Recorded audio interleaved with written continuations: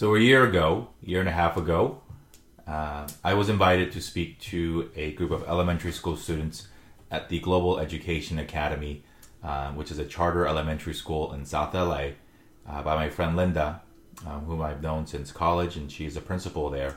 And she asked me to come in and to speak to her elementary school students, third and fourth graders, about what I do and anything that can inspire these students who necessarily don't get a chance to be exposed to the variety of different professions and career choices that many of you who are watching this video, including myself, have been so fortunate to have been exposed to. So it was June last year, and I was still doing consulting work. I was on a project, and on a Friday, I took some time away to go and speak to these students, and it turned out to be a pretty important and life-changing day. One, to a room full of 9 and 10-year-olds, I could really not articulate in their world, in their language, what I actually did, why I did it, why I chose to do it, and more importantly, why they should strive to have the job I do, that I did have.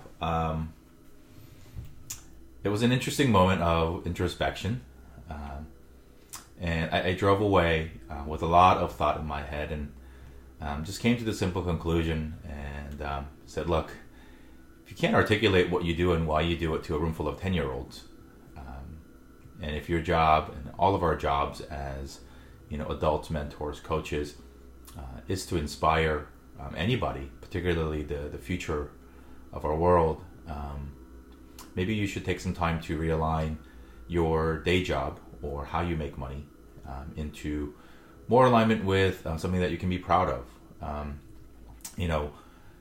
Consulting was something that I decided to do, that I chose to do. And in fact, the decision to go to business school in the first place sort of was sparked by the fact that I wanted to pursue a career in consulting. And then while I loved a lot of different parts of it, I just, personally for me, didn't necessarily feel like that achieved a lot of my personal missions, which, as you know by now, center around helping people, inspiring people, and coaching people. So for me, it was a very interesting point of reflection.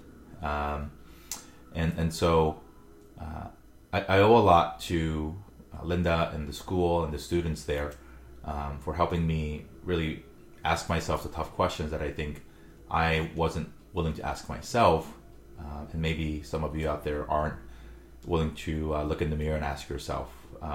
Fast forward to a year from then, I now serve on the board of the Global Education Academy. I spent the majority of my day there yesterday with the administrators of the school. It is a charter school which operates under, not under the guidance, but sort of under the permission of the LA Unified School District's Charter Schools Division. So got to spend some time with LAUSD officials, and reviewing our progress, doing some class visits, and let me tell you, spending time in the classrooms of elementary school students, many of whom come from underprivileged backgrounds. Our school is predominantly, and I think it's closer to 95%, Latino students whose parents, in general, did not go to college. So it's a very, very interesting and very amazing experience to talk to those students, see them learn, see them grow. And our school is such an interesting place. We actually do a dual language teaching. So about half the students are on an English plus Spanish curriculum, and the other half of students are on an English plus Korean curriculum. That's pretty cool for me to see my mother tongue, the language that I learned first, being spoken and written on the walls of a charter school in South LA. And so it's been a very, very cool experience. And I wanted to share one thing about how I ended up on the board, and hoping to share some insight and to inspire you to take action as well. So Linda asked me 6 months ago, hey, would you consider joining our board? We're looking for some fresh perspectives. And my initial comments back to her were, why me? I don't have formal education or experience in the education sector, and certainly don't know how charter schools operate here in the city of LA. And she said, well, we just want good people who care about students primarily, and two, your educational life and business background will be really valuable to our board here. She said, in fact, most of the board at the time were folks from the educational background, and it was really nice to be able to bring in some fresh perspective. So, it got me thinking a lot. Obviously, very humbled and moved that somebody would think about me in that manner. I invited my Ross Business School classmate Jennifer to join me on the board. So we've been serving in that capacity for the past 3 months, and it's been an amazing experience to learn about how schools operate. And for me, every decision that we make and everything that we talk about is a reminder every single time to put the students first, because that's why we do any of this.